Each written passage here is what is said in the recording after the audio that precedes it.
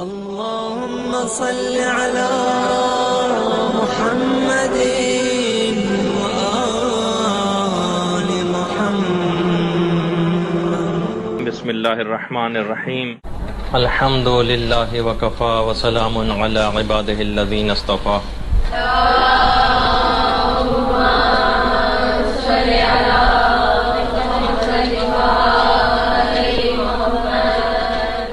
موت کے موضوع پر ہماری گفتگو آج 13ویں مرحلے میں داخل ہو گئی ہے. موت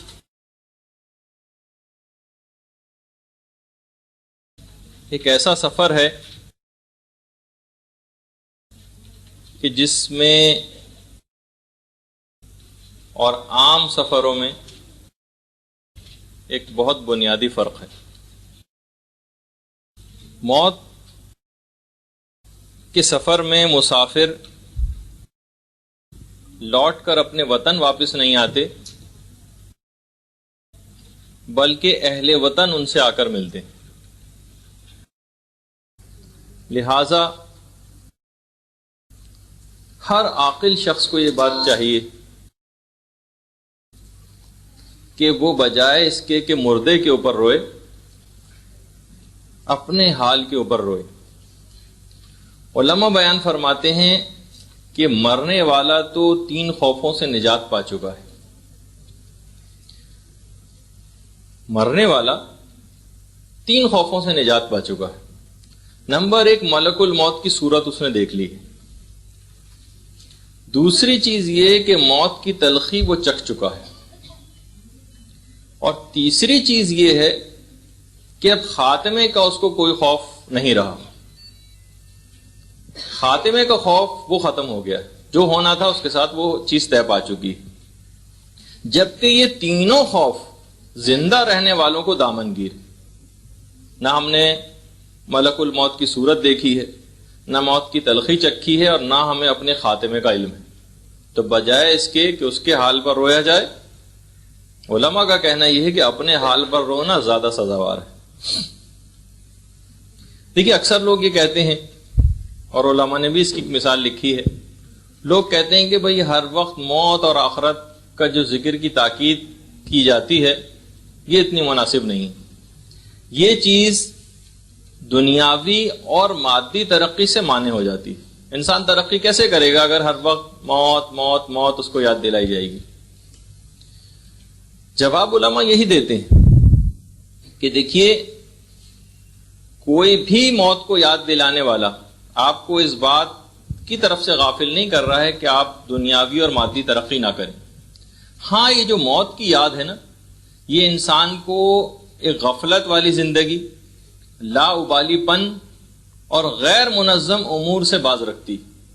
موت اور آخرت کو ہر وقت پیش نظر رکھنے والا شخص ہر کام بہت حساب کتاب سے کرتا ہے اور بغیر سوچے سمجھے وہ کوئی کام نہیں کرتا. اور ہر کام کے بعد وہ آخرت میں جو اس سے سوالات کیے جائیں گے اس سلسلے میں پہلے ہی سے جواب دہی سوچ لیتا ہے. اچھا، اب دیکھیے کہ صرف ہم یہ بھی نہیں کہہ رہے کہ موت موت موت کوئی تسبیح آپ پڑھتی رہیں، بلکہ صرف خیال موت ہی نہیں، عمل بھی ضروری. جس طریقے سے مثال دی جاتی ہے کہ پھول کی خوشبو کا اعتقاد بغیر سونگے کوئی لذت نہیں دیتا. لاکھ آپ کا اعتقاد ہو کہ ہاں بھائی پھول جو ہے وہ بہت خوشبودار ہوتا ہے، لیکن جب تک اس کو سونگیں گے نہیں، ایک عمل آپ کا نہیں ہوگا جب تک آپ اس کی خوشبو سے استفادہ نہیں کر سکتے. تو بغیر عمل کوئی فائدہ نہیں.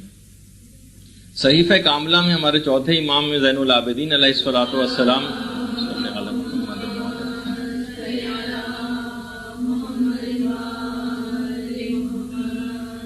کہ کچھ دعاؤں میں امام نے بہت ساری چیزوں سے پناہ مانگی.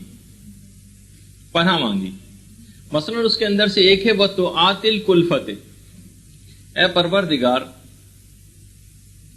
میں پناہ مانگتا ہوں تکلفات سے. دیکھیے ہمارے ساتھ مسئلہ یہ ہے کہ ہر کوئی بھی ہم نیک کام کرنے کا ارادہ کریں، ہر وقت ہمیں کچھ نہ کچھ تکلفات دامنگیر رہتے ہیں. مثلا فلاں آپ کو کام دیا جائے، آپ کے فوراً تکلفات آ جاتے ہیں کہ مثلا ابھی تو ایام اضحیٰ ہیں، اس میں مصروفیات اور رہیں گی، پھر اس کے بعد ربیع الاول کے وہ شروع ہو جائیں گے، پھر ابھی تو رمضان آنے والا ہے، اب عید کی مصروفیات ہیں، ابھی وہ یہ تکلفات کہلاتے ہیں. وَتُعَاتِ الْكُلْفَةِ، پروردگار میں پناہ مانگتا ہوں تجھ سے کہ میں ان تکلفات کے اندر نہ گرفتار ہو جاؤں. اور امام آگے فرماتے ہیں او نقول فی العلم بغیر علم، اور میں پناہ مانگتا ہوں اس چیز سے کہ ہم بغیر علم حاصل کیے علمی امور میں دخل دینے لگیں. جیسے کہ اکثر عام طور پر ہوتا بھی دیکھنے میں آتا ہے، کسی چیز کا علم نہیں ہے اور اس کے اندر زبردستی اپنی ٹانگ اڑانا. اور تیسرا جملہ جو ہمارے اس سے وابستہ ہے، وَمِيتَةٍ عَلَى غَيْرِ عُدَّةٍ، اور پروردگار میں آخرت کی تیاری کیے بغیر مر جانے سے پناہ مانگتا ہوں، جو سب سے اہم امر ہے. اور آپ نے اگر مفاتیح الجنان میں منگل کی دعا پڑھی جو ہر ہفتے کے اعتبار سے دعائیں ہیں، اس میں بھی ایک جملہ ہے اللہم اصلح لی دینی، کہ پروردگار تو میرے دینی امور کے اندر بہتری عطا فرما. ٹھیک ہے کہ بہت سارے دینی امور ہم انجام دے رہے ہوتے ہیں، لیکن اس کے اندر بہتری سے بہتری آتی چلی جائے. گناہوں سے بچنا یہ سب سے اہم ترین چیز ہے آخرت کی تیاری کے اعتبار سے بھی. شہزادی کونین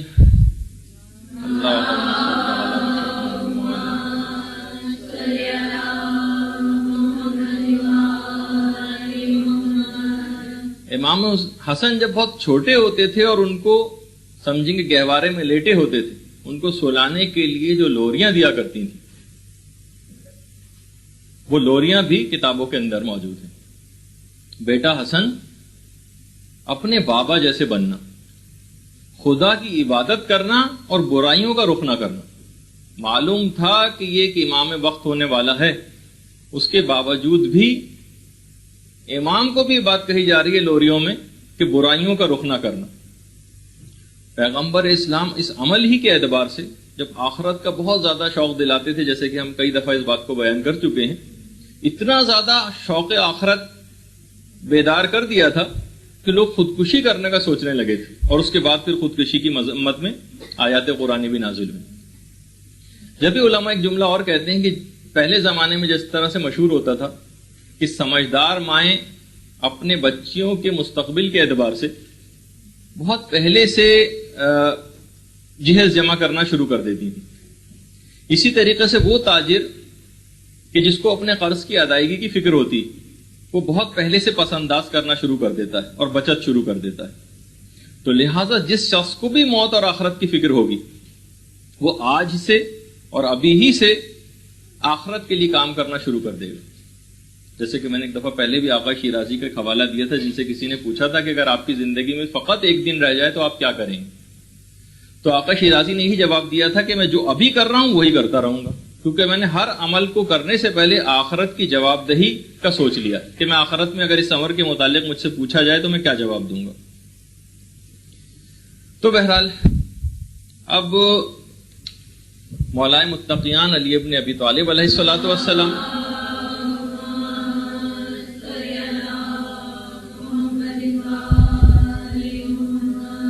فرماتے ہیں کہ جو بھی ذکر موت زیادہ کرے گا وہ اس کے ہیلے اور فریب سے نجات حاصل کر لے گا، اور وہ نیکیوں میں جلدی کرے گا، یعنی سستی ہرگز بھی نہیں دکھائے گا، کیونکہ اس کو معلوم ہے کہ وقت بہت کم ہے اور مقابلہ بہت سخت ہے.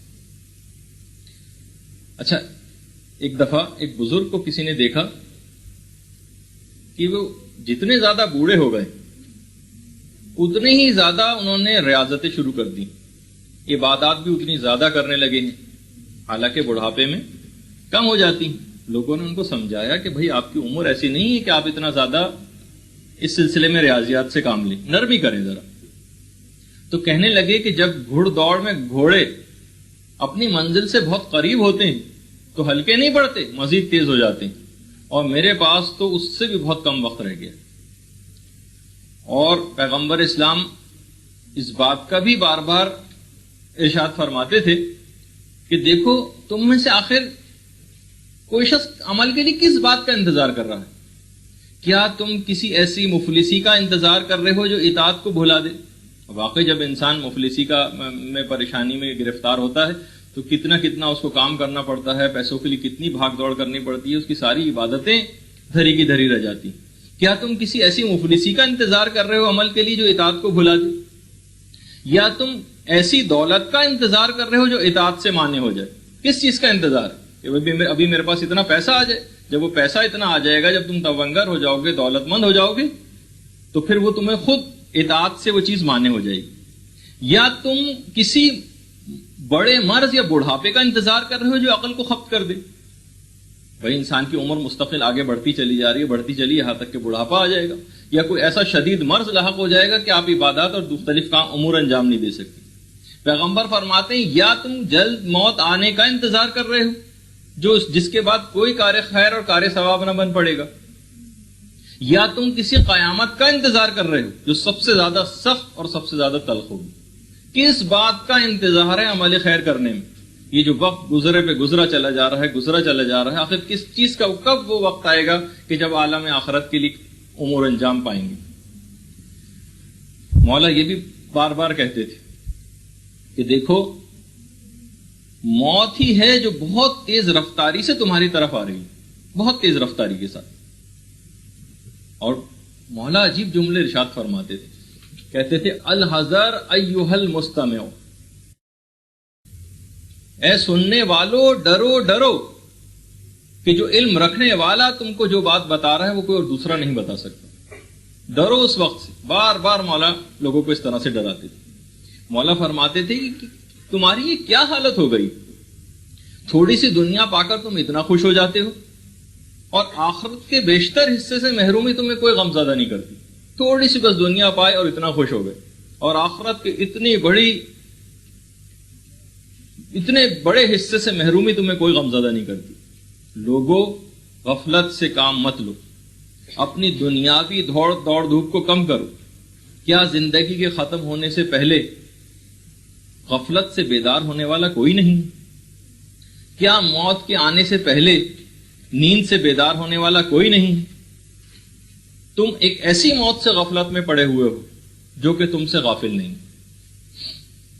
مولا فرماتے تھے کیا تم نہیں دیکھ رہے ہو کہ لوگ کس حال میں صبح و شام کر رہے ہیں؟ کہیں کسی میت کے اوپر رویا جا رہا ہے، کہیں کسی کو تعزیت پیش کی جا رہی ہے، کہیں کوئی شخص سخت بیماری میں مبتلا ہے، کہیں کوئی شخص عیادت کر رہا ہے، تو کہیں کوئی شخص دم توڑ رہا ہے۔ کوئی دنیا تلاش کرتا پھر رہا ہے جبکہ موت اس کو تلاش کرتی پھر۔ گزر جانے والوں کے نقش قدم پر باقی رہنے والے چل رہے ہیں۔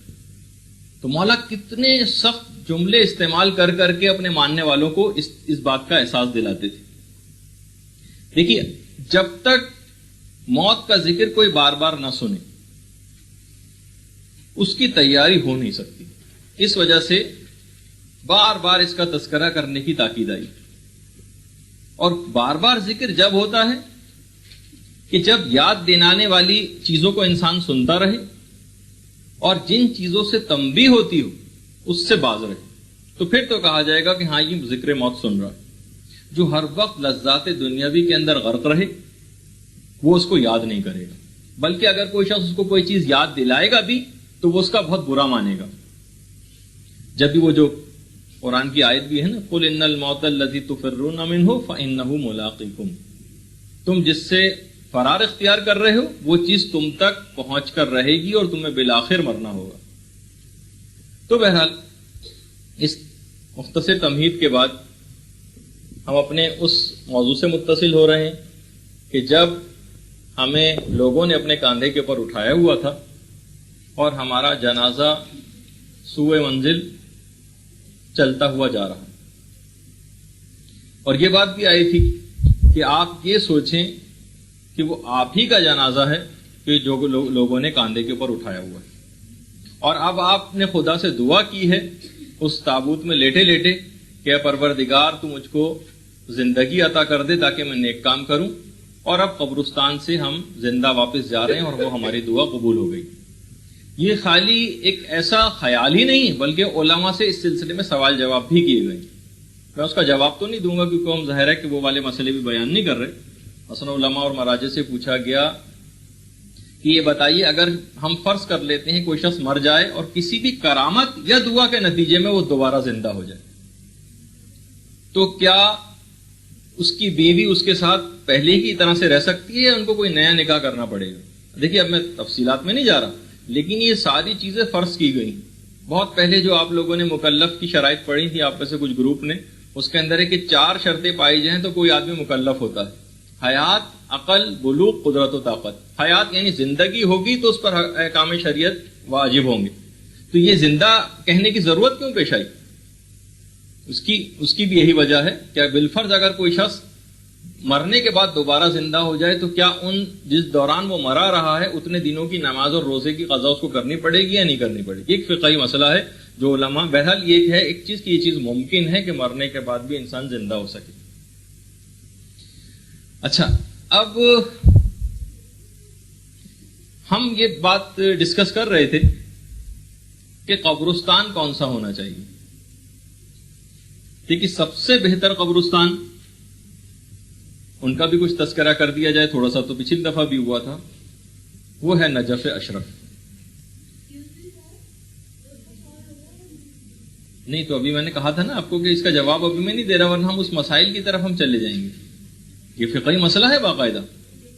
اچھا, لیکن کیونکہ اتنا مورد ابتلا مسئلہ نہیں ہو سکتا ہے, آپ کی نگاہ میں کوئی ایسا زندہ ہونے والا شخص ہو جس کے ساتھ یہ مسئلہ ہو, لیکن ابھی تک تو کسی کے علم میں نہیں. اچھا, اب قبرستان کون سا ہو؟ سب سے بہتر یہ ہے کہ نجف اشرف ہو. چھٹے امام جعفر صادق علیہ الصلوۃ والسلام یہ کہتے ہیں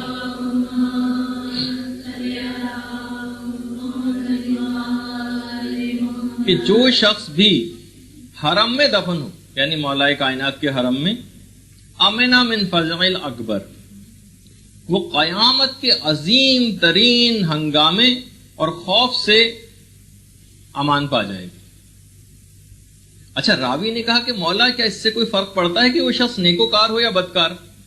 یعنی نیکوکار ہو تو وہ قیامت کے ہنگامے سے امان پائے گا اور بدکار ہو تو نہیں پائے گا. امام نے کہا کہ نہیں, اس سے کوئی فرق نہیں پڑتا.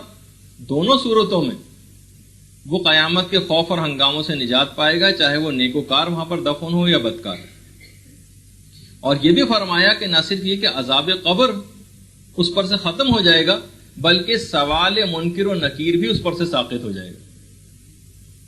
اور یہ فائدہ تمام حضرات ائمہ علیہم السلام کے جو روضہ اقدس ہیں ان سب کا یہی فائدہ ہے, چاہے وہ کربلا ہو, نجف ہو, مشہد ہو, کاظمین ہو وغیرہ. ہاں, وہ اب دیکھیے بہت سارے اس کے اندر سوالات پیدا ہوتے ہیں, ہاں, لیکن وہ ابھی آپ اس کے الگ جوابات ہیں, اس کے جوابات الگ ہیں. اور بہت سے امور کے اندر تو خود مولا کے زمانے میں بھی یہ سوال کیے گئے تھے خاص گناہگار کے سلسلے میں, اور خاص گناہگار کے سلسلے میں جب سوال جواب ہوئے تو مولا نے کہا جاؤ اس کی قبر جا کے دیکھو. جب قبر کھول کے دیکھی گئی تو وہاں پر کوئی بھی نہیں تھا, اور وہ اپنے اس جگہ پہ ملحق ہو گیا تھا کہ جہاں واقعی ایسے گناہگاروں کی جگہ ہے, چاہے اسے کسی بھی جگہ دفن کیوں نہ کر دیا جائے. تو اچھا, اب یہ جو ایک مسئلہ اور بتا دیا جائے. اچھا, بہت سارے ابھی جو سوال پیدا ہو رہے ہیں, بہتر یہ ہے کہ آپ تھوڑا سا ان کو تحریری طور پہ کر لیجیے گا کیونکہ ہمارے انٹرپشن سے پھر فلو اس کا رک جائے گا جو ہمیں میسج آپ کو دینا ہے. ورنہ ان جگہوں پہ اگر کوئی شخص دفن نہ ہو سکے تو پھر ظاہر ہے کہ اسے عام قبرستانوں ہی کے اندر دفن کیا جائے گا. وہ کس قبرستان میں دفن کیا جائے اس کی بھی کچھ پرائیورٹیز ہیں, لیکن بہرحال اگر کوئی مسلمان کسی کافر کے قبرستان میں دفن ہو جائے, جیسے کہ باہر ہوتا ہے بعض حالات میں, تو واجب ہے کہ مسلمان کی میت کو نکالا جائے اور اسے کسی دوسری جگہ منتقل کیا جائے. اور اسی طریقے سے اگر کوئی کافر کسی مسلمان کے قبرستان میں دفن ہو جائے تو واجب ہے کہ اس کی قبر کو کھود کے نکالا جائے اور اسے کسی اور جگہ منتقل کیا جائے. اور وہ اس بات سے بھی اس بات کی وضاحت ہو جاتی ہے جو پیغمبر اسلام نے بات بیان فرمائی تھی کہ اپنے مردے کو برے پڑوسیوں سے بچاؤ.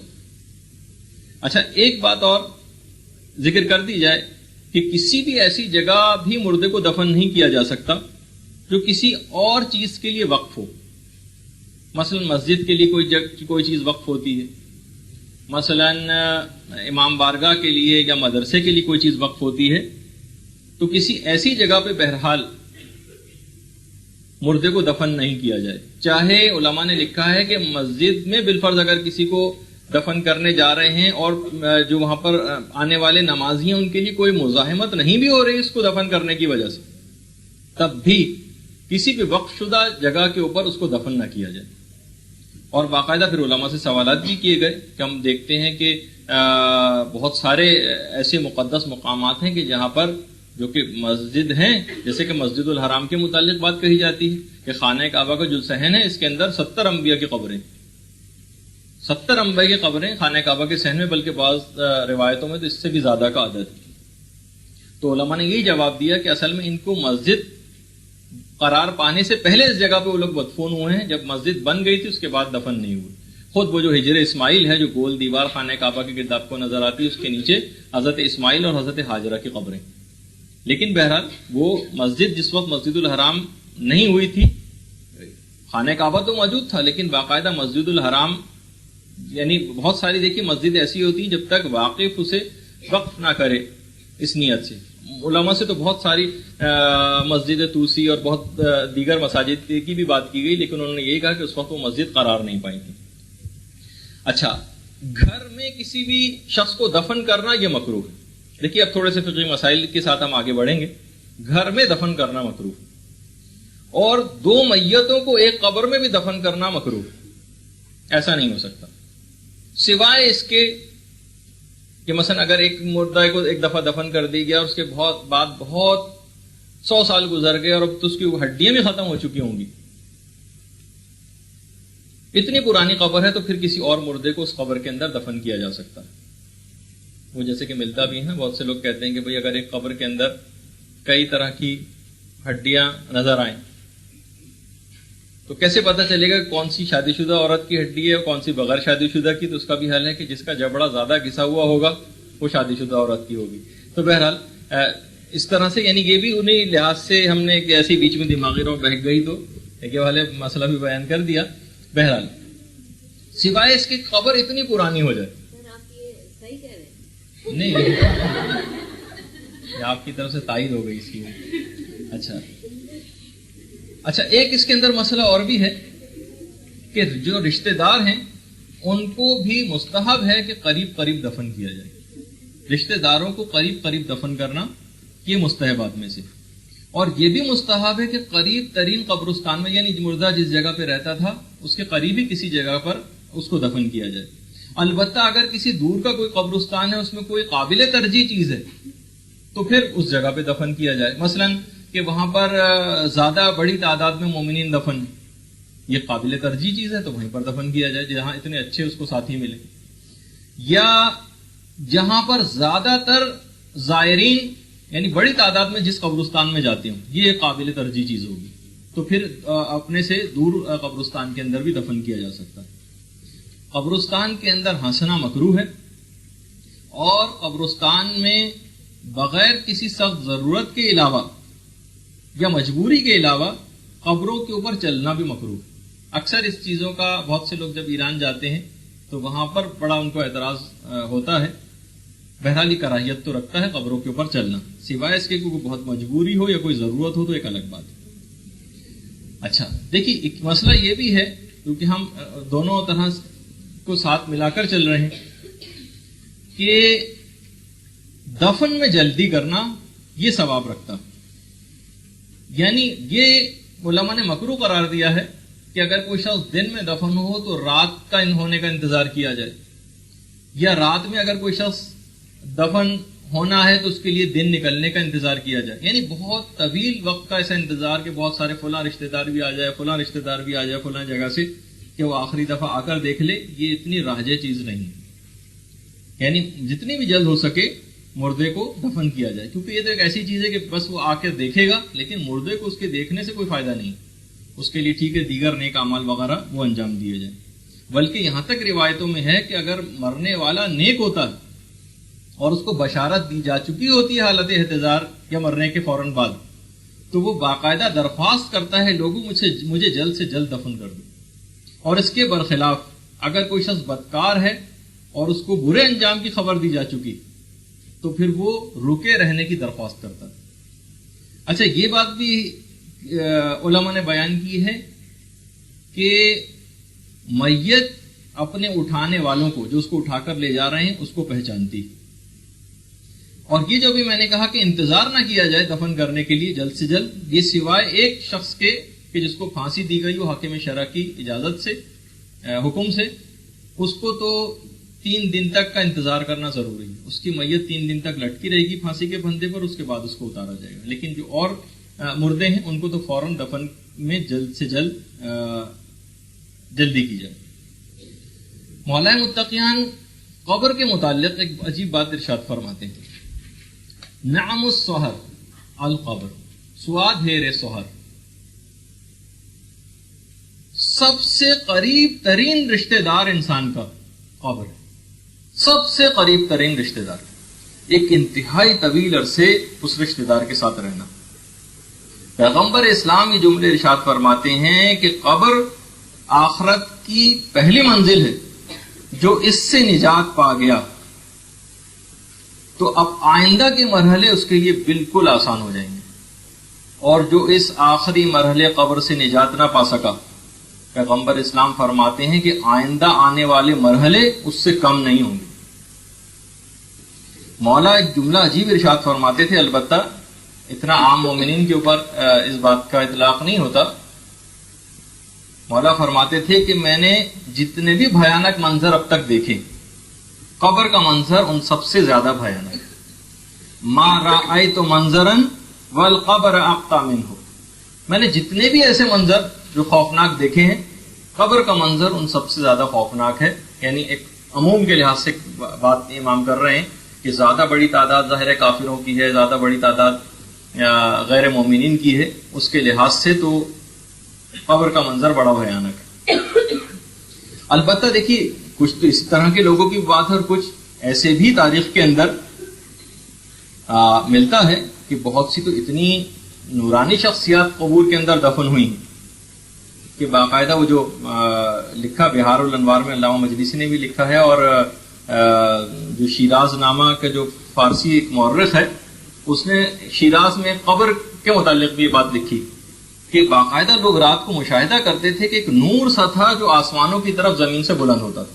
لوگ بڑے عرصے تک شش و پنج میں مبتلا رہے کہ آخر یہ کیا چیز ہے. آخر لوگوں نے طے پایا کہ اس جگہ کو کھود کر دیکھتے ہیں. کھود کر جب اس جگہ کو دیکھا گیا تو اندر سے ایک قبر ظاہر ہوئی،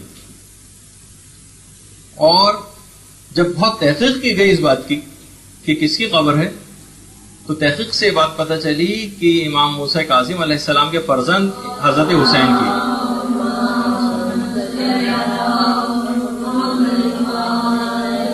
حسین بن موسیٰ بن جعفر 7ویں امام کے فرزند کی قبر ہے، اور باقاعدہ ایک نور سا ان کی قبر سے آسمان کی طرف جاتا تھا. باقاعدہ شیراز نامہ جو ایک ایسی تاریخ کی کتاب ہے اس تک کے اندر یہ پورا واقعہ لکھا ہوا ہے. اور ایک عجیب بات اس قبر کے اندر مشاہدہ بھی کی لوگوں نے کہ وہ قبر ایک تو بہت ہی حسین شخص کی تھی جس کی ایک ہاتھ میں تلوار تھی اور ایک ہاتھ میں قرآن تھا. تو بہرحال ایک بات اور جو کہ پچھلی دفعہ بھی ہم نے اس کا ذکر کیا تھا، اور وہ تھا کہ قبر کو تحفے کے اندر دینا یا گفٹ میں دینا، اس کا بھی بہت زیادہ ثواب ہے. جبھی وہ جو آپ نے واقعہ سنا تھا کہ حضرت نوح نے جو قبر کھود کے وہ مولا کو ایک لحاظ سے تحفے میں دی تھی، گفٹ میں. ابھی ہم اس کے جب ہم قبرستان پہنچ جائیں گے تو اس کی بھی کچھ باتیں بیان کریں گے.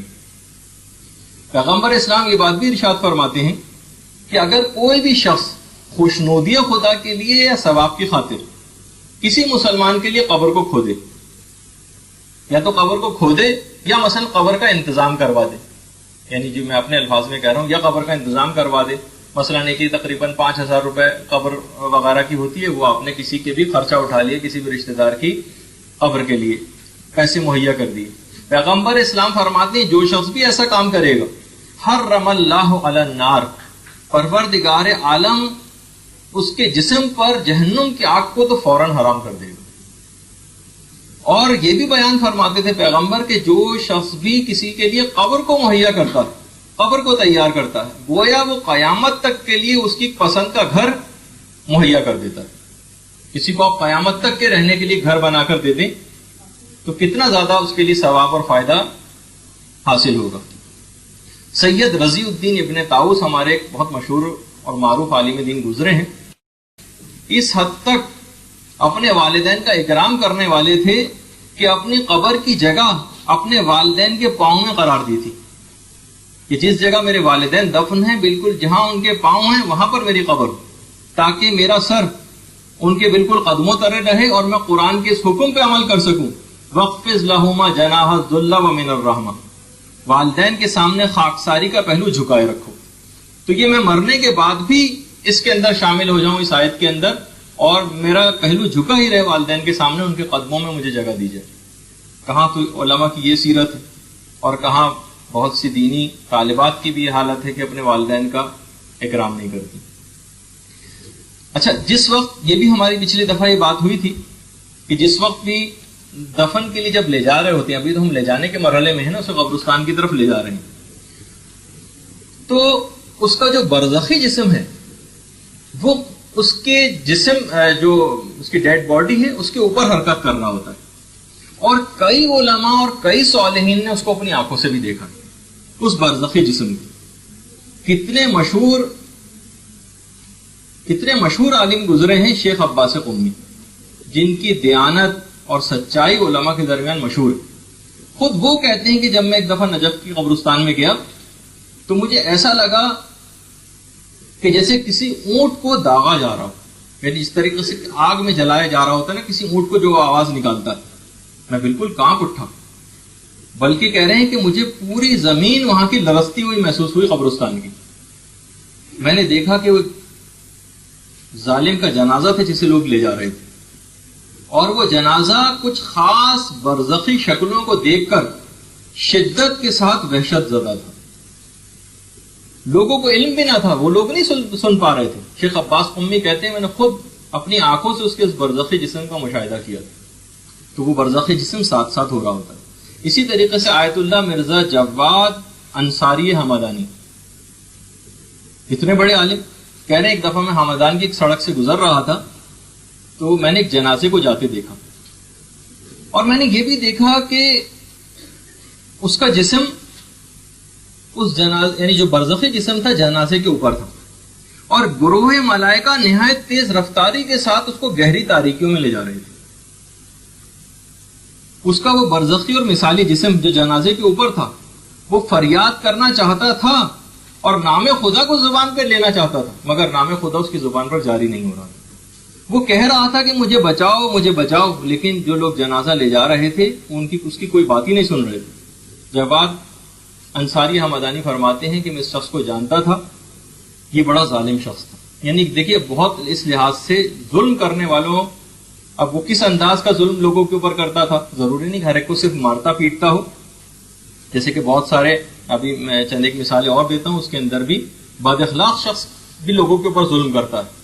اس کا بھی ایک واقعہ جو کہ علماء نے لکھا ہے کہ تہران میں ایک انتہائی دیندار اور متدین ڈاکٹر ہوا کرتے تھے، ڈاکٹر احسان، انتہائی متقی و پرہیزگار شخص، کسی فقط 6 مہینے تہران کے اندر کلینک کرتے تھے، اور اس کے بعد 6 مہینے کے لیے مقامات مقدسہ کی زیارت کے لیے تشریف لے جاتے تھے، اور اس کے بعد کربلا میں رہتے تھے اور 6 مہینے تک فری کلینک کرتے تھے۔ نہ صرف یہ کہ غریبوں کو دوائیں مفت دیتے تھے بلکہ ان کو غذا کے پیسے بھی دیا کرتے تھے۔ فرماتے ہیں خود ڈاکٹر احسان کہ میں کاظمین کی ایک دفعہ زیارت کے لیے گیا تو میں نے دیکھا کہ کچھ لوگ پیدل ایک جنازے کو لے کر جا رہے ہیں حرم کی طرف، حرم امام موسیٰ کاظم اور امام محمد تقی علیہ السلام۔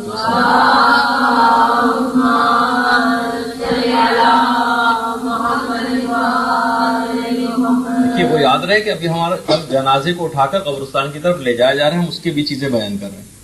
ڈاکٹر احسان کہتے ہیں کہ میں نے دیکھا، علماء بیان کر رہے ہیں ڈاکٹر احسان کے حوالے سے، کہ میں نے یہ دیکھا کہ، اور میں دیکھ کے انتہائی دہشت زدہ ہو گیا، جنازے کے اوپر ایک انتہائی خوفناک شکل کا کتا بیٹھا ہوا۔ میں نے گھبرا کے لوگوں سے پوچھا ہے لوگوں تمہیں نظر آ رہا ہے جنازے پہ کیا رکھا ہوا ہے؟ لوگوں نے کہا نہیں ہمیں تو کچھ نہیں نظر آ رہا۔ ڈاکٹر احسان کیونکہ صاحب معرفت اور صاحب علم شخصیت تھے، کہنے لگے میں سمجھ گیا کہ وہ برزخی جسم اور مثالی جسم ہے جو اس کے اوپر ہے۔ خیر لوگ اس کے بعد اس کے جنازے کو حرم کی طرف لے گئے جیسے ہی حرم کے اندر داخل ہونے لگے کتے نے جنازے کے اوپر سے چھلانگ لگائی. کتے نے جنازے کے اوپر سے چھلانگ لگائی اور ایک کونے میں آ کر بیٹھ گیا. لوگوں نے اس کے بعد قبر کا طواف کروایا امام کی, اور اس کے بعد پھر دوبارہ اس کے جنازے کو لے کر باہر نکلی. میں نے دیکھا کہ وہ فوراً وہ کتا پھر چھلانگ مار کے اس جسم کے اوپر آ کر بیٹھ گیا. پھر ڈاکٹر احسان کہتے ہیں میں نے بہت سارے لوگوں سے پوچھا کہ آخر یہ کس شخص کا یہ جنازہ ہے, تو لوگوں کو سے معلومات کے بعد پتہ چلا کہ یہ شخص بہت زیادہ بد اخلاق تھا, اور سب لوگ اس کی بد اخلاقی کی وجہ سے بہت زیادہ تنگ تھے. وہ برزخی جسم, اس کی جو برزخی اعمال تھے وہ مجسم ہو گئے تھے. تو اس سے آپ دیکھیے اندازہ لگائیں کہ برزخی جسم بھی ساتھ ساتھ, اور ایک ایسا ہے کہ جسے بڑے بڑے علماء نے اور صالح افراد نے اپنی آنکھوں سے بھی دیکھا. اور یہی مرزا جواد انصاری حمدانی, جن کا بھی میں نے حوالہ دیا, جو خود فرماتے ہیں کہ ایک زمانہ یہ تھا کہ جب میں غیر ائمہ کی زیارت کو بہت زیادہ اہمیت نہیں دیتا تھا, اور غیر معصوم کی زیارت کو اتنا نہیں جاتا تھا, اور میں یہ سمجھتا تھا کہ غیر معصوم کی زیارت کا اتنا فائدہ نہیں. لیکن ایک واقعہ کہہ رہے ہیں ایسا ہوا کہ ایک دفعہ ہم مدائن گئے جہاں حضرت سلمان فارسی اور حذیفۃ الیمانی کی قبریں. کہہ رہے ہیں حضرت سلمان فارسی کی قبر کے پاس میں اپنے ساتھیوں کے ساتھ گیا, لیکن میں جوانی کے ذرا ابتدائی دور تھا, سستانے کے لیے میں حضرت سلمان فارسی کی قبر کے قریب بیٹھ گیا. اچانک سے میں نے دیکھا کہ سلمان فارسی اپنی حقیقی صورت کے ساتھ مجسم ہو گئے. میں نے یہ دیکھا کہ ان کی روح ہر قسم کی کثافت اور کدورت سے پاک تھی, اور ان کی روح نہایت لطیف تھی. سلمان فارسی ہم سے نہایت لطف و مہربانی سے پیش آئے اور عالم مانوی کی حقیقی اور مانوی فضا میں ہم کو داخل کیا. اس کے بعد سے فرماتے ہیں کہ میں اپنے اس نظریات کے اوپر بہت شرمندہ ہوا جو اس سے پہلے میرے ساتھ تھے, اور اس کے بعد سے اب میں تمام علماء مقربین اور صالح افراد کی قبور کی زیارت کے لیے پابندی سے جاتا ہوں. تو اس سے آپ اندازہ لگائیں کہ یہ کتنی اہم ترین چیز ہے. اخلاق کے اعتبار سے بھی آپ نے دیکھا کہ بد اخلاقی برزخی جسم کو کس طرح سے تبدیل کر دیتی ہے اور ایک جانور کی شکل میں لے آتی. اور وہ جو سب سے پہلے آپ نے وہ ظالم کا واقعہ سنا کہ جسے اونٹ کے داغے جانے کی جس طرح سے شیخ عباس قمی نے بیان کیا تھا. شیخ عباس قمی کہتے ابھی تو اس کو دفن بھی نہیں کیا گیا تھا, اور اس کو برزخی صورتیں ابھی سے نظر آنے لگی تھی, دفن سے پہلے ہی گویا کوئی عذاب اس کے اوپر شروع ہو گیا اس کے ظلم کی وجہ سے. اچھا دیکھیے, بعض اوقات ہوتا بھی ہے کہ اگر قبرستان میں کسی میت کو لیپ کے بھی چلے جائیں تو بہت سارے گناہ ایسے ہوتے ہیں کہ جس سے اس کی قبر کی زمین اس کے جسم کو قبول نہیں کرتی. باقاعدہ وسائل الشیعہ کے اندر وہ واقعہ ہے ایک عورت کا جو خاص گناہ کے حوالے سے تھا کہ جب بھی بچہ کوئی ایسا پیدا ہوتا تھا اس کی, تو وہ اس کا اسقاط کروا دیتی تھی. اس کے بعد کہ رشتہ داروں کو پتہ نہ چل جائے اس بچے کے جسم کو آگ میں جلا دیا کرتی تھی. اچھا, اس کی ماں کے علاوہ یہ بات کسی کو پتہ نہیں تھی. خیر, جب اس عورت کا انتقال ہوا اور اس کے بعد جہاں لوگ اس کو دفن کرنے کے لیے لے کر جاتے تھے اس کا جسم قبر سے نکل کے باہر پڑا ہوا ہوتا تھا. حتیٰ کہ لوگوں نے قبرستان تک تبدیل کر کے دیکھے لیکن اس کے جسم کو قبر قبول ہی نہیں کرتی تھی. یہاں تک کہ لوگ پریشان ہو کر چھٹے امام جعفر صادق علیہ الصلوۃ والسلام کی خدمت میں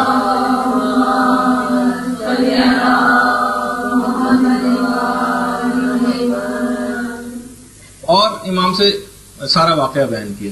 امام نے فرمایا کہ یہ بتاؤ کہ آخر یہ عورت کون سا ایسا گناہ کرتی تھی کہ جس کی وجہ سے تمہارے خیال میں ایسا ہو رہا ہے. لوگوں نے بتایا اور خود جب کہ اس کی خود ماں نے بھی کہا کہ یہ اس طرح سے کیا کرتی تھی. وہ سارا واقعہ امام کی خدمت میں عرض کیا.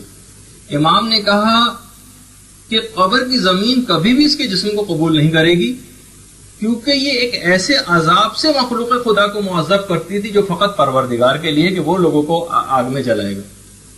اب امام نے کہا اس کا ایک ہی حل ہے, اجعلوا فی قبرها شیئا من تربۃ الحسین علیہ السلام.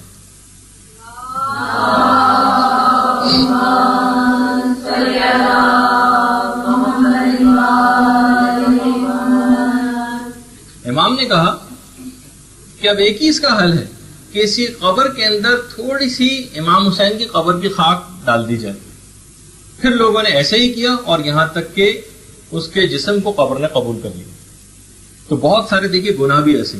اور ایک تو واقعہ وہ ہے جو ابھی اسی سال آپ کے اسی شہر کراچی میں، جہاں پہ اکثر اس علاقے سے طالبات یہاں پر تشریف بھی لاتی ہیں، میں اس علاقے کا نام نہیں لوں گا، وہاں پر ہی پیش آیا کہ باقاعدہ ایک نوجوان، میں اس کا بتا دوں کہ وہ نوجوان کچھ ایسی تنظیموں کے ہاتھوں میں کھیل رہا تھا کہ باقاعدہ وہ اپنے ہاتھوں سے جا کر دیواروں کے اوپر امام زمانہ کے خلاف چاکنگ کیا کرتا تھا.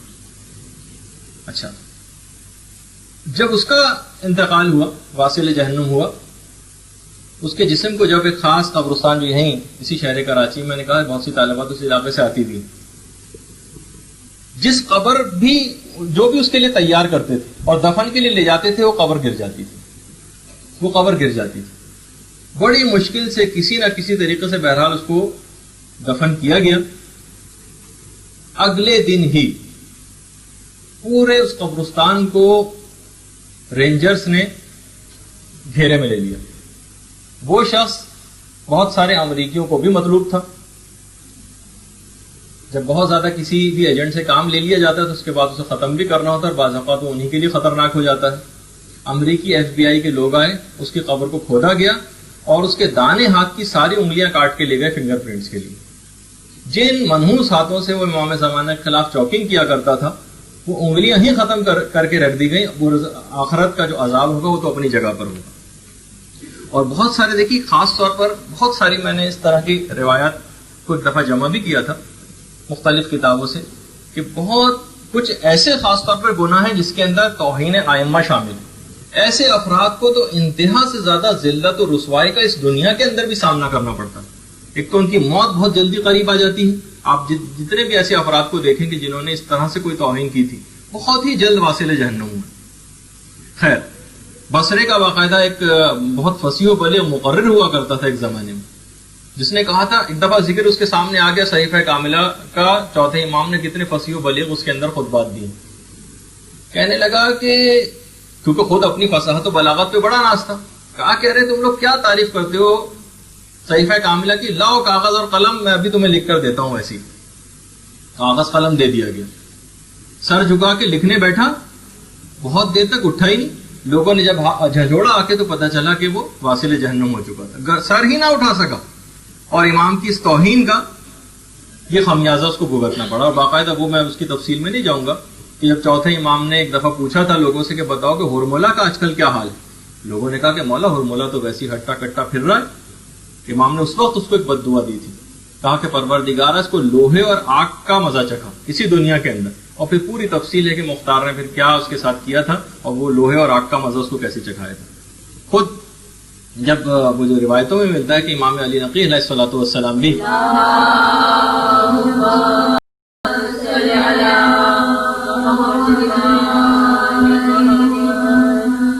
ایک دفعہ خلیفہ کے بیٹے کی دعوت ولیمہ میں گئے تھے، تو وہاں دیکھا جوان بہت ہی لاپرواہی کے ساتھ قہقہے لگا رہا ہے اور امام کی کچھ توہین کر رہا. امام نے کہا کہ جس بے حیائی کے ساتھ یہ ہنس رہا ہے 3 دن بعد ہی اہل قبور میں سے ہوگا. یعنی اتنے جلد امام کی توہین موت کو قریب کر دیتی، اور لوگوں نے واقعی دیکھا کہ 3 دن بعد اس کے مرنے کی خبر ہے. ایک دفعہ امام دعوت میں تشریف لے گئے تھے، ہوا تھا ایک شخص نے، نوجوان نے بڑا امام کا مذاق اڑانا شروع کر دیا. امام نے کہا، اچھا دسترخوان لگ چکا تھا، امام نے کہا کہ ابھی ایک ایسی خبر آئے گی کہ یہ کھانا بھی نہ کھا سکے گا.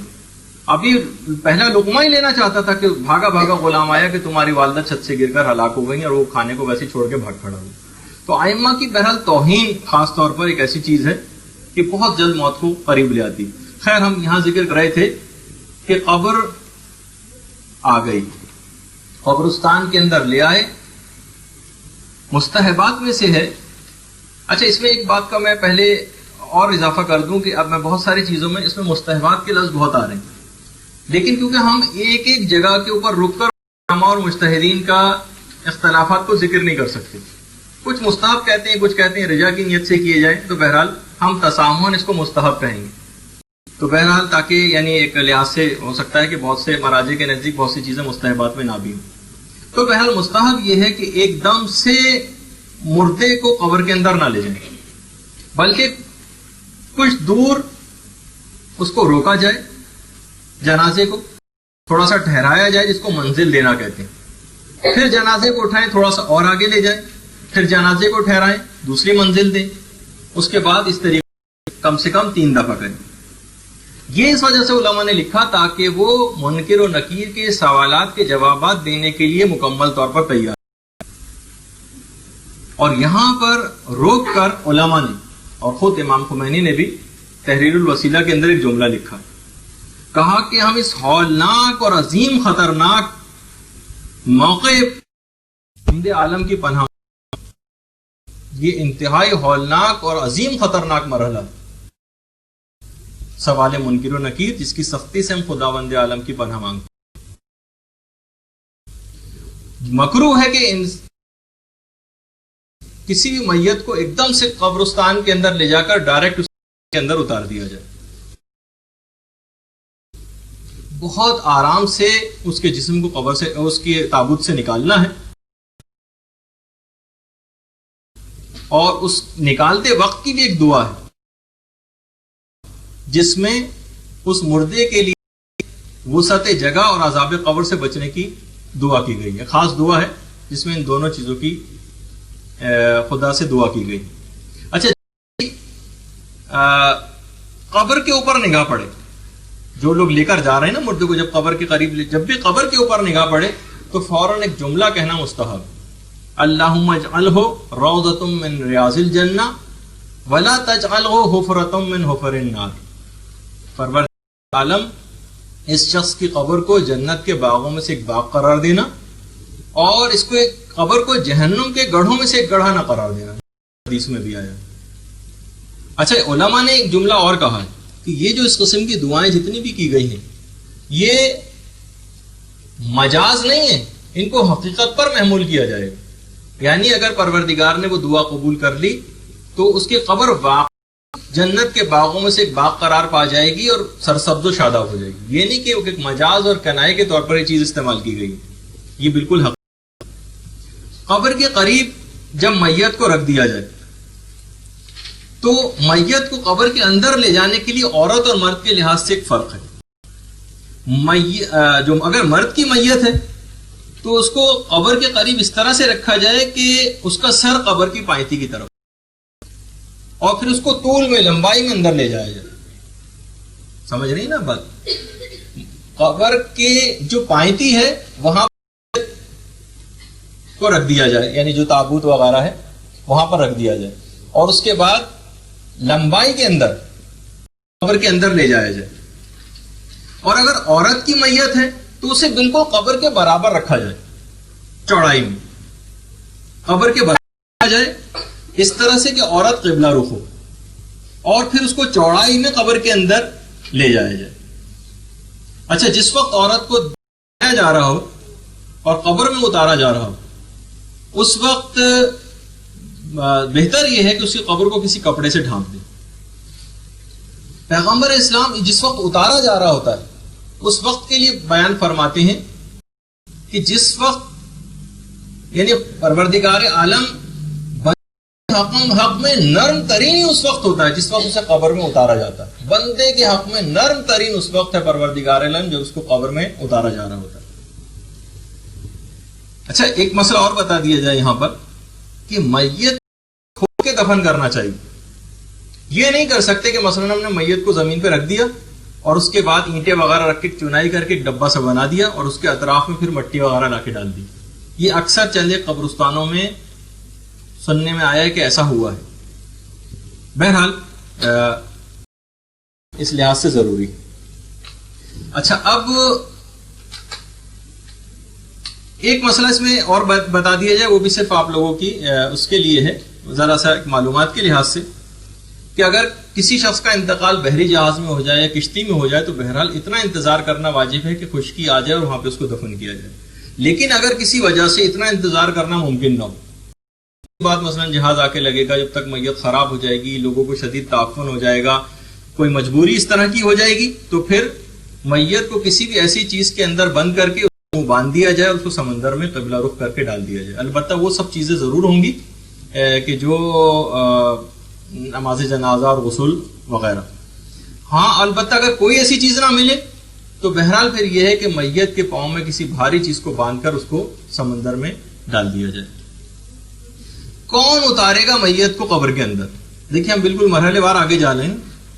دیکھیے اگر عورت کی میت ہے تو سب سے مقدم اس کا شوہر ہے اگر وہ شادی شدہ عورت ہے، ورنہ اگر شوہر موجود نہ ہو تو دیگر قریبی محرم رشتہ دار، اور قریبی محرم رشتہ دار نہ ہو تو چلیں دور پرے کے رشتہ دار، وہ بھی اگر نہ ہو تو کوئی بھی نامحرم اتار سکتا ہے عورت کی میت کو قبر کے اندر. البتہ مرد کی میت کو اگر قبر میں اتارنا ہے، اور بندے کفن جو کھولنے کا مسئلہ، کفن کے بند وغیرہ کھولنا، اس میں غیر رشتہ داروں پر مقدم ہے مرد کے لیے. باپ کے لیے مکروہ ہے کہ وہ اپنے بیٹے کی یا اولاد کی قبر میں اترے دفن کے لیے. جملہ ہے علماء کا کہ اس بات کی وجہ سے کہیں وہ سامان ہاتھ سے نہ چھوڑ بیٹھے اور اپنے ثواب سے محروم ہو جائے، اور بلکہ ان تمام رشتہ داروں کے لیے بھی یہی حکم اور یہی کراہیت رہے گی کہ جن کے متعلق بے صبری کا اندیشہ ہو کہ نہیں بھائی یہ تو بڑے کمزور دل کے ہیں، یہ تو یعنی بے صبری کا مظاہرہ کریں گے اور چیخنے چلانے لگیں گے. ایسے افراد کے لیے بھی مکروہ ہے کہ وہ قبر میں اترے. اور یہ مستحبات میں سے ہے کہ جو شخص کے لیے قبر کے اندر اتر رہا ہو وہ باطہارت ہو، ننگے سر ہو، موزے اور جوتے وغیرہ اس نے نہ پہنے ہوئے ہوں، اور قمیص کے بٹن کھلے ہوئے. اچھا جس وقت اتارنے لگے تو کہیں بسم اللہ و باللہ و علی ملت اللہ. ان کے بڑے دیکھیے بھی میں بیان کروں گا کہ بہت سی چیزوں کا بہت ہی زیادہ سوال ہے. خدا کے نام، خدا کی ذات کے سہارے، اور پیغمبر اسلام رسول خدا اور ملت پر، یہ کہتے ہوئے اس کو قبر کے اندر اتارنا ہے.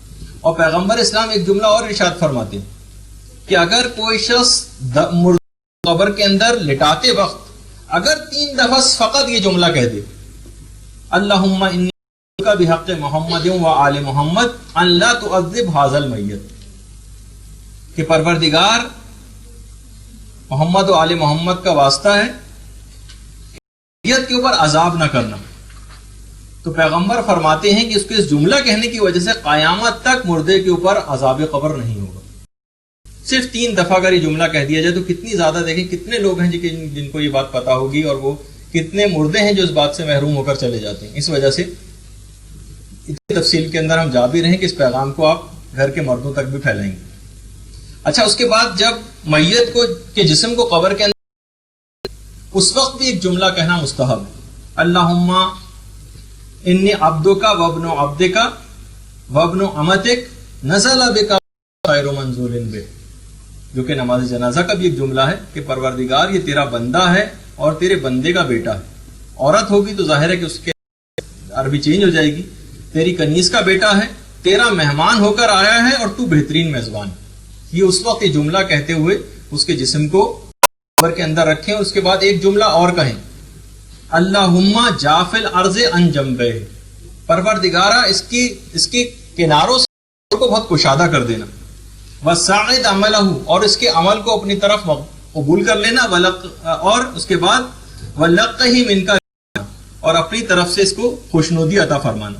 اس کے بعد بہرحال سورہ فاتحہ، آیت الکرسی، معوذتین اور اعوذ باللہ من الشیطان الرجیم کہتے ہوئے کفن کے جو بند ہیں ان کو کھولنا شروع کریں. پہلے سر کی طرف کا جو بند ہے اس کو کھولیں، پھر کمر والے کو کھولیں، اور پھر آخر میں پاؤں والے بند کو کھولا جائے. اس کے چہرے کو کفن سے نکال کر زمین پہ رکھ دیں، اور مٹی کا ایک سرہانہ سا اس کے سر کے نیچے دے دیں، اور سر کو اس کے اوپر رکھ دیں. مردے کے سر کو تھوڑا سا اٹھایا اور اس کے نیچے مٹی دھکیل کے اس کا ایک سرہانہ سا بنا دیا، اور اس کا چہرہ اس کے اوپر آ گیا. بس یہ تھی ساری حقیقت، یہ تھا سارا انجام. سارا جاہ و حشم، ساری شہرت، سارا مکر و ریا، سارا حسن خاک میں مل گیا. ہو گئی سب لڑائیاں ختم ہو گئے سب اختلافات ختم، وہ کپڑوں سے بھری ہوئی الماریاں، اور اس تمام سامان کا کیا ہوگا کہ جس کے لیے گھنٹوں بازار کے چکر کاٹے گئے اور درزیوں کی دکانوں کے چکر لگائے گئے. بالآخر ان فضولیات کا یہ بہرحال پہنچ گئے اس جگہ پر اور چہرہ رکھ دیا گیا خاک پر. میت کو واجبات میں سے کہ اس کو قبلہ رخ دفن کیا جائے اور اس کی کمر دیوار سے لگا دی جائے. ایک غلطی ہے بہت بڑی جو کہ اکثر جگہوں پر ہوتی ہے، اور وہ غلطی اگر قرار پا جائے تو ان موارد میں سے کہ جہاں قبر کو کھولا جائے گا واجب ہو جاتا ہے. لوگ یہ کرتے ہیں کہ مردے کو چت لٹایا قبر میں اور اس کا چہرہ فقط قبلہ رخ کر دیا. جی نہیں، مردے کو اس طریقے سے لٹایا جائے گا کہ اس کی کمر قبر کی دیوار سے لگی ہوگی اور اس کے جمیع مقادیم بدن یعنی جو آگے کے جتنے بھی ہوتے ہیں وہ قبلہ رخ ہوں گے. اگر اس طریقے سے کیا گیا کہ صرف اس کو سیدھا لٹا کر اور صرف چہرہ قبلہ رخ کر دیا گیا تو واجب ہے کہ وہ کھودا جائے اور صحیح طریقے سے دفن کیا جائے. اور میت کی پشت کی طرف کچھ ڈھیلے اس طرح سے لگا دیے جائیں اور ایسا سہارا دے دیا جائے کہ میت پشت کے بل گر نہ پڑے. اکثر ایسا ہوتا ہے کہ وہ سلپ ہو جاتی ہے اور پھر پشت کے بل زمین پہ گر جاتی ہے. اور جو بھی اہم ترین چیزیں اس کے ساتھ ہوں وہ اس کے ساتھ رکھ دی جائیں. کچھ تو ہم نے کفن کے سلسلے میں بیان کی تھی، وہ اس کے ساتھ رکھی جائیں. جریدتن وغیرہ کا تذکرہ آیا تھا. دیکھیے قبر میں کیا کیا چیزیں ساتھ رکھی جائیں. اچھا کچھ تو آج آپ کو ایجنڈا دیا جائے گا، باقاعدہ آپ ایک بیگ بنائیے اور اس کے اندر وہ چیزیں ابھی سے جمع کر کے رکھیں. تو روایت میں ذرا سا میں ہٹ کے اس سے بات کر رہا ہوں. بہت سی روایت میں جو ہم ناخن کاٹتے ہیں، ناخن کاٹنے کے بعد ان کو زمین میں دفن کرنے کا حکم ہے. ویسے بھی پھینک سکتے ہیں لیکن حکم یہ ہے کہ ان کو زمین. اور اسی طریقے سے مینا میں جو بال کاٹے جاتے ہیں حج کے، ان میں بھی مستحبات میں سے ہے کہ ان کو زمین کے اندر دفن کیا جائے اپنے خیمے کی زمین کے نیچے. اچھا ایک تو کچھ چیزیں ایسی بھی ہیں کہ مثلا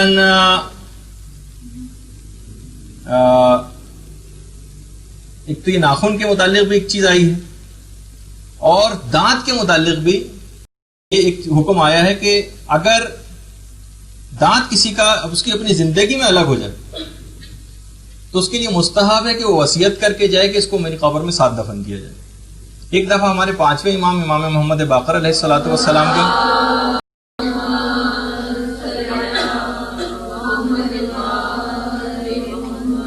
کا دانت الگ ہو گیا، گر گیا دانت.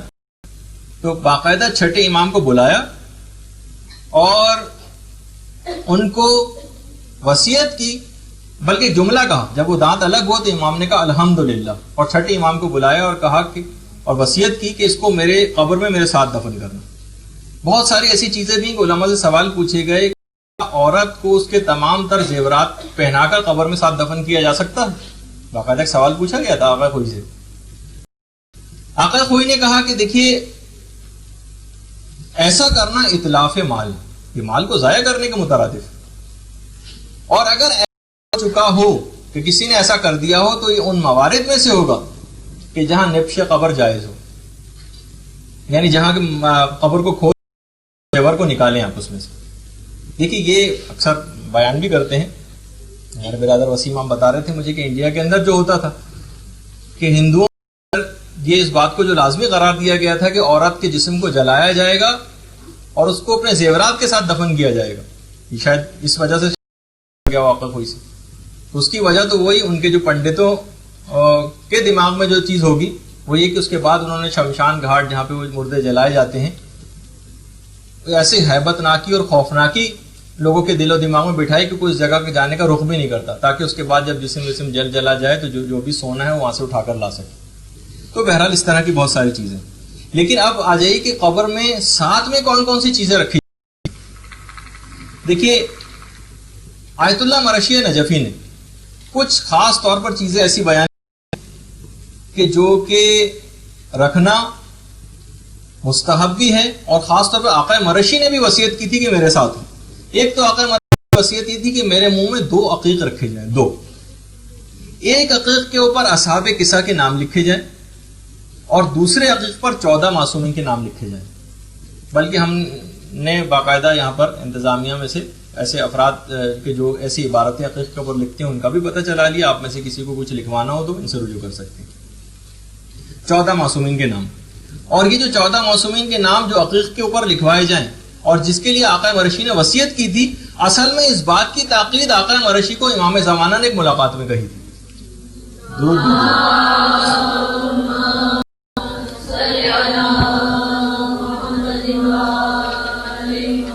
اچھا, امام زمانہ علیہ السلام نے آقا مرشی کو انگوٹھی بھی عنایت کی تھی. اچھا, خود ہمارے جو امام حسین علیہ السلام ہیں ان کا بھی ایک جملہ انہوں نے ارشاد فرمایا, اور فرماتے ہیں کہ خدا نے اپنی ذات کی قسم کھا کے کہا ہے کہ میں نے یہ بات خود پر لازم کر لی کہ جس شخص کی بھی ہتھیلی میں یعنی انگلی میں عقیق ہوگا اور وہ شخص ولایت علی رکھتا ہوگا تو میں اس کو کبھی عذاب نہیں دوں گا. یہ باقاعدہ امام حسین کی روایات میں سے. اور آقا مرشی بیان فرماتے ہیں کہ مومنین کو خاص طور پر میں تہذیب نفس اور مجاہدات شرعیہ کی وصیت کرتا ہوں, کیونکہ مجھے جو کچھ بھی اب تک حاصل ہوا ہے فقط اور فقط تہذیب نفس سے حاصل ہوا ہے, اور رب کریم نے مجھ کو جو کچھ عطا فرمایا ہے, آنکھیں اس کو دیکھنے سے عاجز اور کان اس کو سننے سے قاصر ہے. یعنی باقاعدہ علامہ آقا مرشی کا آپ یہ دیکھیے کہ انہوں نے کن چیزوں کو, ایک تو انہوں نے 2 عقیق رکھنے کی وصیت کی اپنے ساتھ, ایک پہ پنجتین پاک کے نام اور دوسرے عقیق پر 14 معصومین کے نام. دوسری چیز خاص طور پر آقا مرشی نے وصیت کی تھی کہ میرے سینے کے اوپر ذریعے امام مظلوم کی خاک کو بکھیر دیا جائے. کچھ انہوں نے پہلے سے جمع کر کے رکھی تھی. دیکھیے, امام کی اب قبر کی مٹی تو بالکل بے عین ہی تو اب حاصل نہیں کی جا سکتی. ہاں, یہ ہو سکتا ہے کہ مثلا اگر کوئی زیارت پہ جا رہا ہو اور وہاں کے کسی خادم سے کہہ کے کہ جو امام کے جو زری ہے اس کے اطراف میں جب کوئی جھاڑو وغیرہ دی جاتی ہے تو کچھ جو بھی خاک اور ذرات وہاں پہ جمع ہو جاتے ہیں وہ اپنے ساتھ لائے جا سکتے ہیں, وہ اس مقصد کے لیے استعمال ہو سکتی ہے. تو کوئی بھی زائر اگر جا رہا ہو یا خود یہ خوش قسمتی ہو کہ وہاں پر جانا نصیب ہو تو انسان اس چیز کو اپنے ساتھ لے کر آئے. میرے سینے پر امام حسین کی قبر کی خاک وہ رکھی جائے, اور میرے ساتھ وہ تھیلی بھی دفن کی جائے جس میں میں نے ائمہ علیہم السلام اور ان کے تمام اصحاب اور اولاد کی قبور اور عظیم علماء کے قبور کی مٹی کو تبرکاً جمع کیا, وہ بھی میرے ساتھ رکھی جائے. آقا مرشی پوری زندگی جہاں جہاں جاتے تھے کسی نہ کسی طریقے سے یہ چیز حاصل کرتے تھے اور انہوں نے وہ تبرکاً اکٹھی کی تھی. چوتھی چیز آقا مرشی فرماتے ہیں کہ میرے ساتھ میرا وہ سیاہ لباس بھی دفن کیا جائے کہ جو میں غم امام مظلوم میں پہنا کرتا تھا. باقاعدہ وہ اپنے ساتھ وہ لباس, کوئی ایسا لباس بھی مخصوص کر لیا جائے کہ جس کو آپ کوشش کریں کہ ہمیشہ پہنیں, نہ صرف یہ کہ نت نئے بنتے چلے جائیں سینکڑوں کے حساب سے, تو کوئی ایک نہ ایک ایسا آپ ضرور مہیا کر کے رکھیں. اور فرماتے ہیں کہ میرے ساتھ میرے اس رومال کو بھی دفن کیا جائے جس میں میں نے سید الشہداء کے غم میں جو آنسو بہائے ان کو جذب کیا تھا, وہ بھی میرے ساتھ میری قبر میں دفن کیا جائے. اور میرے ساتھ میری وہ جان نماز بھی دفن کی جائے جس پر میں نے 70 سال تک نماز شب ادا کی, وہ میرے ساتھ دفن کی جائے.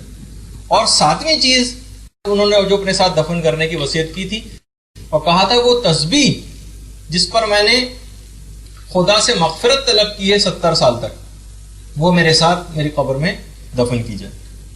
اب اچھا, ایک چیز اس کے اندر اور آتی ہے کہ کیا قرآن کو کتابی صورت میں جس طرح ایک چھوٹا سا قرآن ہوتا ہے اس کو کیا ہم دفن کر سکتے ہیں ساتھ قبر میں؟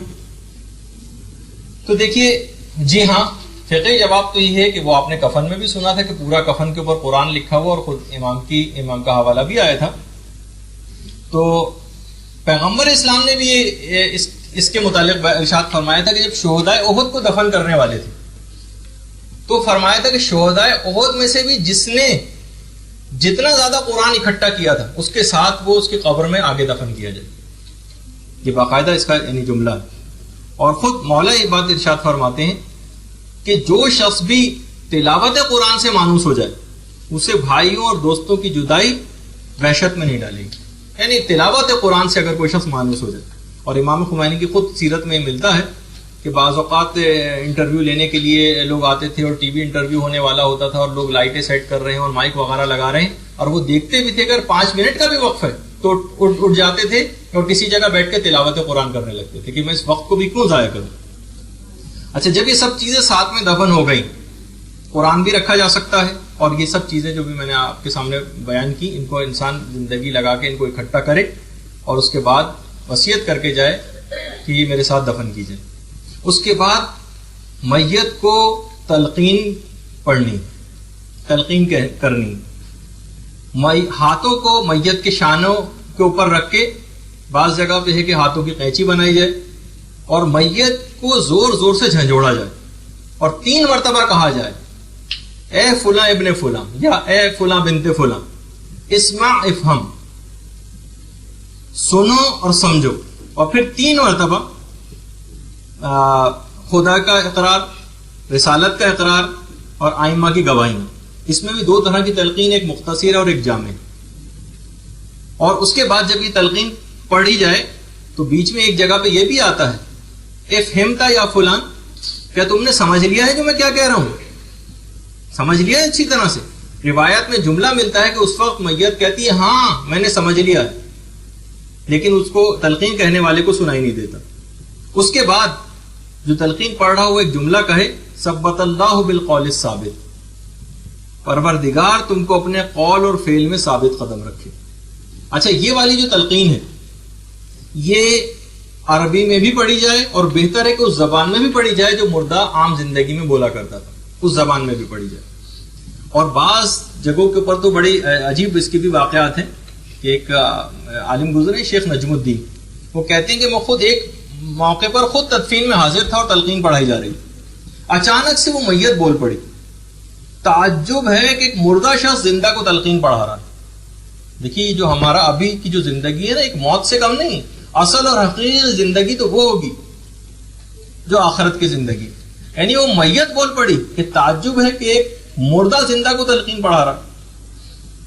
اور لوگوں نے باقاعدہ خود سنا ہے کہ جب کسی مردے کو تلقین پڑھائی گئی تو میت بھی ان الفاظ کو ساتھ ساتھ دہرانے لگی۔ کچھ ایسے بھی واقعات تاریخ اسلام کے اندر پیش آئے۔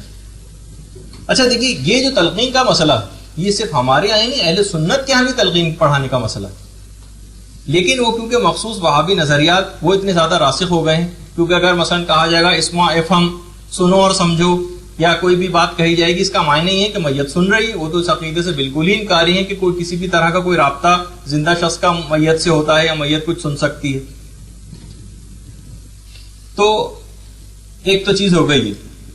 اچھا، اس کے بعد جب تلقین وغیرہ پڑھا دیں تو پھر مستحب ہے کہ قبر سے باہر نکلنے میں جلدی کی جائے، اور یہ بھی حکم ہے کہ میت کے جو پائنتی ہے قبر کی وہاں سے باہر نکلا جائے، کیونکہ میت کہ قبر کی پائنتی بمنزلہ دروازہ قبر ہے، یعنی قبر کا دروازہ ہے اصل میں پائنتی کی جانب، وہاں سے باہر آیا جائے۔ اس کے بعد قبر کو بند کرنا شروع کیا جائے، اور اس طرح سے قبر کو بند کیا جائے کہ میت کے منہ پر قبر کی جو مٹی ہے وہ نہ گرے۔ اور بند کرنے کا یہ عمل مستحب ہے کہ سرہانے سے شروع کیا جائے۔ اچھا، یہ جو قبر اب بند کی جائے گی اور جو مٹی اس پہ ڈالی جائے گی، مستحب ہے کہ یہ اپنی قبر کی جو جب کھدائی کی تھی اس کی وہ والی مٹی، باہر سے کسی اور مٹی کو لے کر آنا یہ مکروہ ہے۔ اچھا، جس وقت اینٹیں برابر کی جا رہی ہوتی ہیں،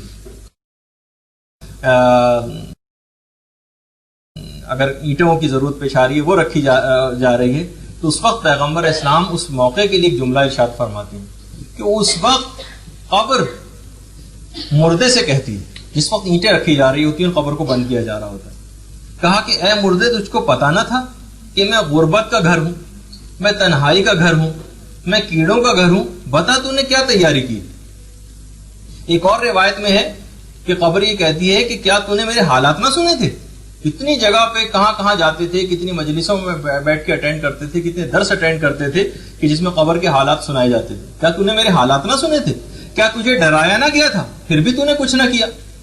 اچھا، اب روایت میں ہے کہ اگر جب یہ جیسی آواز آتی ہے، اگر وہ میت کسی نیکوکار کی ہوتی ہے تو قبر کے گوشے سے پھر آواز آتی ہے، کہا کہ اے قبر، اس شخص کے لیے سرسبز و شاداب اور باعث رحمت ہو جا، یہ خدا کا اطاعت گزار بندہ تھا اور اب یہ کرامت و شرافت کا مستحق ہے۔ تو اس طریقے سے دفن کر دیا جائے گا۔ اس کے بعد قبر کو بہتر یہ ہے کہ مستطیل بنایا جائے، یعنی جس کے 4 زاویہ قائمہ ہوں، اور یہ بھی اس کے اندر سے ایک حکم میں یہ بھی چیز آئی ہے کہ قبر کو اونٹ کے کوہان کی طرح سے نہ بنا دیا جائے، اور 4 انگلیوں کے برابر کھلی ہوئی یا بند اتنا قبر کو اونچا کیا جا سکتا ہے. اس سے زیادہ اوپر کرنا، ایک بالش تک اونچا کر دینا یا اس سے اوپر تک اونچا کر دینا، یہ مکروہ. اچھا، عام لوگوں کی اگر قبر ہے اس کے اوپر کوئی بھی عمارت بنانا بھی مکروہ ہے، سوائے علماء کے ہوں یا امامزادے ہوں یا ائمہ، ان کی بات الگ ہے، ان کا حکم الگ ہے. لیکن جو عام شخص ہیں ان کی قبر کے اوپر کوئی بھی عمارت بنانا، گنبد سا بنا دینا یا کوئی عمارت بنانا، یہ کراہیت رکھتا ہے. یہ اکثر قبرستانوں میں ہم نے دیکھا بھی ہے یہاں پر، تو یہ مکروہ ہے. اور جتنی بھی زیادہ مضبوط قبر بنائی جائے اتنا ہی زیادہ بہتر ہے، تاکہ وہ امتداد زمانہ سے خراب نہ ہو جائے. اچھا، یہ بھی مستحبات میں سے ہے کہ اس کا نام لکھ کے ایک تختے کے اوپر یا ایک پتھر پہ نام لکھا جائے اور اس کے سرہانے لگا دیا جائے. خود ہمارے جو 7ویں امام تھے، جب ایک دفعہ بغداد سے مدینے کی طرف آ رہے تھے تو راستے میں امام کی بیٹی کا انتقال ہو گیا تھا. تو امام نے اپنے اصحاب کو حکم دیا تھا کہ اس کی قبر کو پختہ بنانا اور اس کے ایک نام کی تختی بنا کر اس کی قبر کے سرانے لگا دینا. تو بہرحال یہ بھی اس کے اندر ہے. کچھ فقہا نے ایک بات اور کہی، اس کا بھی انسان اگر انتظام کر کے رکھے تو بہت اچھا ہے، کہ قبر کو بند کرنے کے بعد اس پر کچھ سنگریزے، چھوٹے چھوٹے پتھر، یہ بکھیر دینا مستحب ہے. اور کوشش یہ کی جائے کہ وہ جو چھوٹے چھوٹے پتھر ہوں اگر وہ سرخ رنگ کے ہوں تو زیادہ اچھا، سرخ رنگ کے ہوں تو زیادہ اچھا. اور جس وقت قبر کے اوپر مٹی ڈالی جا رہی ہو اس وقت کلمہ استرجا پڑھنا، ان للہ و انا الیہ راجعون پڑھتے ہوئے قبر کے اوپر مٹی ڈالی جائے. قریبی جو رشتہ دار ہیں ان کا قبر کے اوپر مٹی ڈالنا مکروہ ہے، اور جو غیر رشتہ دار ہیں وہ بھی سیدھے طریقے سے نہیں بلکہ ہاتھ کی پشت سے قبر کے اوپر مٹی ڈالیں گے.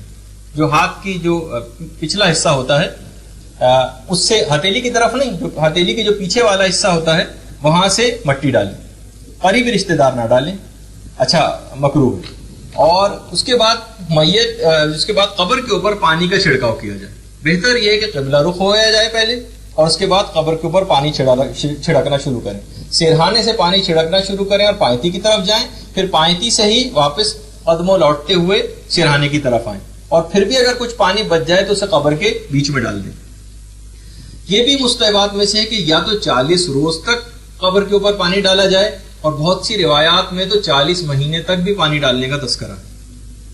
اور اس کے بعد ہاتھوں کو کھول کر جتنے بھی لوگ وہاں پر موجود ہوں وہ قبر کے اوپر انگلیوں کو گڑھائیں یہاں تک کہ قبر کے اوپر نشانات ابھر آئیں، اور ہاتھ کو اندر لے جائیں. یہ بھی کہا گیا ہے کہ جتنا لوگ اس کے اوپر اپنی انگلیوں کو گڑھائیں گے اتنی جگہوں کے اوپر اور مختلف جگہوں کے اندر گڑھائیں انگلیاں، اور جتنا بھی ممکن ہو قبر کے اندر اس کو لے جائیں. اتنی جگہ پر قبر کے اندر نور اترتا چلا جائے گا.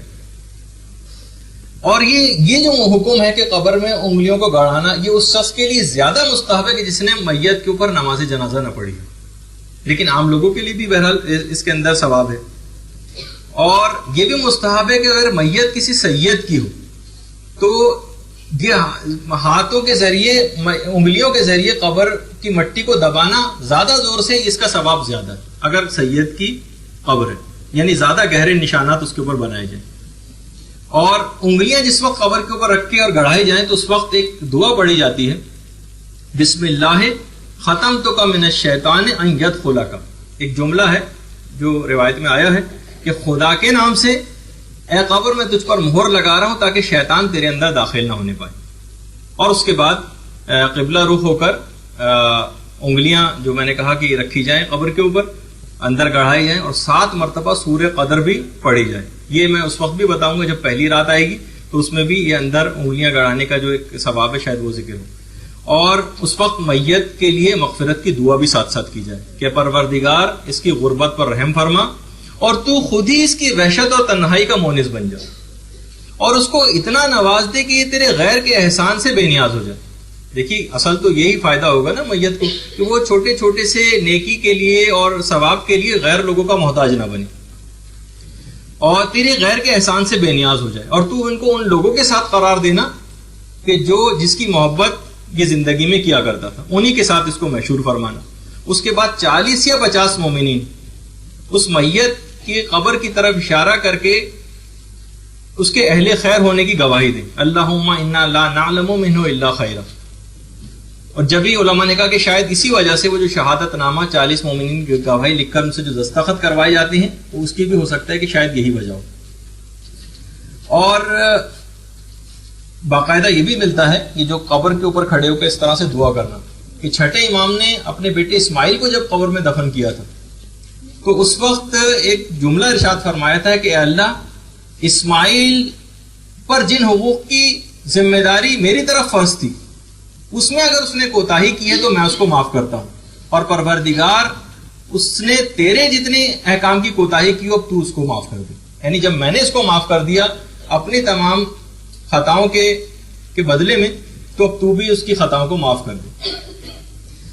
اور باقاعدہ جو ایک روایت ہے ابو سعید کی پیغمبر اسلام سے کہ جب میت کو دفن کرنے کے لیے لے کر جاتے ہیں اور میت جب دفن ہو جاتی ہے تو پیغمبر فرماتے ہیں کہ اس وقت قبر یہ کہتی ہے اس سے, اب دفن کر دیا نا آپ نے, اب اس کے بعد پھر قبر اس سے کہتی ہے مرحبا و اہلا, خوش آمدید اے مومن, تم تو مجھے محبوب تھے ہی جب تم میری سطح پر چلتے تھے, اور آج تم میرے پاس آئے ہو, آج تم دیکھنا کہ میں تم سے کیا سلوک کرتی ہوں.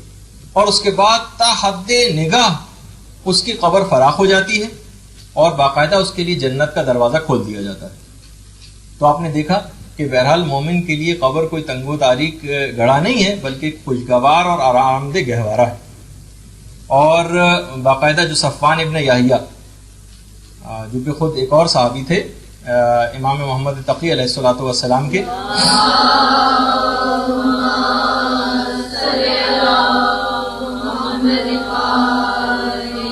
تو امام ان کی جب اطلاع ملی تھی کہ ان کا انتقال ہو گیا تو امام نے ان کے ورثاء کو پیغام پہنچایا تھا کہ ان کو دفنانے میں جلدی نہ کرنا, میرا انتظار کرنا, میں خود آؤں گا. پھر امام آئے, نماز جنازہ پڑھی اور تدفین کے وقت تک امام وہاں پر موجود رہے. بہرحال تدفین مکمل ہو گئی, لوگ واپس جانا شروع ہو گئے. روایات میں ملتا ہے کہ جس وقت لوگ واپس جا رہے ہوتے ہیں ان کے قدموں کی آواز وہ مردہ سن رہا ہوتا ہے, جاتے ہوئے لوگوں کے قدموں کی آواز. اور پھر اس کے فوراً بعد ہی منکر و نکیر کی آمد ہو جاتی ہے, اسے اٹھا کر بٹھا دیتے ہیں اور سوال جواب شروع کر دیتے ہیں. البتہ ان منکر و نکیر کو سوال و جواب سے روکنے کا ایک طریقہ ہے. وہ کیا ہے کہ لوگوں کے جب لوگ چلے جائیں تو میت کا ولی یا اس کا اجازت یافتہ با آواز بلند ایک دفعہ اور تلقین پڑھے.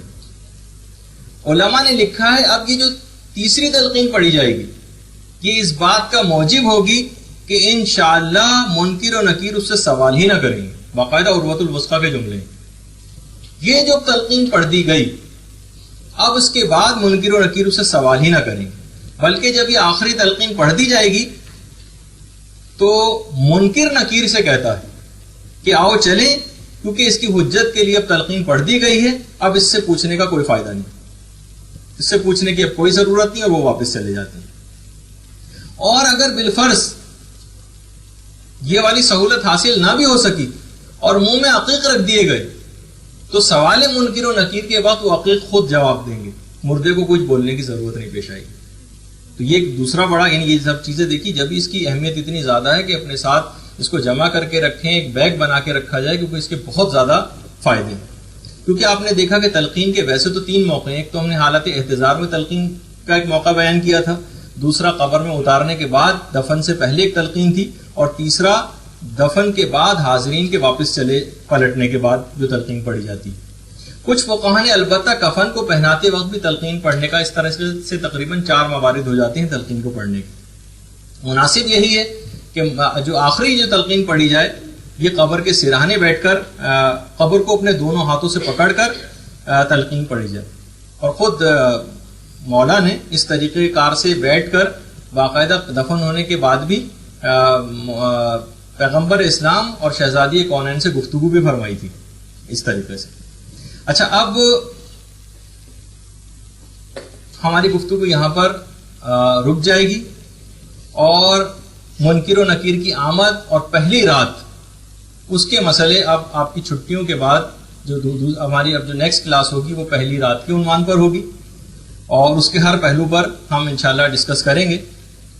اور پھر منکر و نکیر سوال جواب شروع کریں گے. ہو سکتا ہے کہ ابھی آپ ذرا اتنا ریلیکس نہ ہو کہ تھوڑی بات اور کر دوں میں. منکر و نکیر سوال جواب شروع کریں گے. ہم ان کی بھی پوری تفصیلات آپ کے سامنے بیان کریں گے, کس طرح سے سوال ہوں گے, کیا سوال جواب ہوں گے, کس نوعیت کے ہوں گے, کیا جوابات دیے جائیں گے وغیرہ, اس کی پوری تفصیل. اور ہو سکتا ہے کہ اس وقت بھی بہت سارے خواتین ایسی ہوں کہ جو اس وقت بھی یہ بات کہیں یا وہ شعر پڑھ دیں کہ دوزخ مجھے قبول ہے یا منکر و نکیر, لیکن نہیں دماغ سوال و جواب کا. کہ جیسے کہ آپ لوگ بھی کہتی ہیں کہ بھائی چاہے ہمیں مدرسے سے نکال لیں لیکن ہم امتحان نہیں دیں گے, لیکن مدرسے کی انتظامیہ بھی کسی منکر و نکیر سے کم نہیں ہے کہ وہ زبردستی آپ سے امتحانات پھر بھی لیتی ہے. تو بہرحال انشاءاللہ اس کا ہم اگلی دفعہ اس کا ذکر کریں گے مکمل تفصیل کے ساتھ. السلام علیکم.